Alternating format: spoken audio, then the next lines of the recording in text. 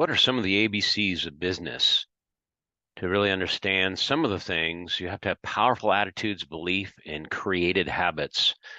As a person, you can create these habits and you can change your beliefs. You can also change your inner attitudes. So first and foremost, you have to have a strong belief. You have to be in the habit of telling yourself, your clients, everything you do, your story and how that fits in, because people are going to buy you. And understanding in that team environment, team really stands for together, everyone achieves more. Really important that there's a linear belief amongst everybody in the team. As you're sharing your story, and as people share their stories and as you share your story, it's really important to not sell people. Don't be a salesperson. Be an information giver who's authentic, real, and where you're able just to share, where it's passionate. Will you succeed? Uh, will is a very common verb in the English language, and you really have to ask yourself the question, what will it take to succeed? And then really behind that is, am I willing to do what it takes? If you're not willing to do what it takes, the bottom line is that anything you do, you're not going to succeed. So you have to believe in you and seeing that success, looking at what it's going to take, paying the price, and then engaging in that success as you've paid the price. So the belief really starts in your heart and goes out into your habits and what you do daily, and you empower yourself in that belief. You also have to believe, if we're talking about business in particular, what you're offering as an organization, as a team.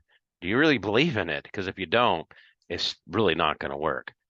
As far as your attitude, having a positive belief, your success really is people are going to read what your enthusiasm is. You're going to see that, as we study success and outcomes, many times it's about the enthusiasm and not really what you know. And it's important what you know, but enthusiasm is critical. So understand that, embrace that. That enthusiasm will come from you believing in who you are and what you're doing. Communication, absolutely vital. Without communication, not a whole lot of things happen. So that's where the breakdown of most things happen in organizations is not having communication. Passion, really important. What passion means is intensity, it's drive, it's conviction.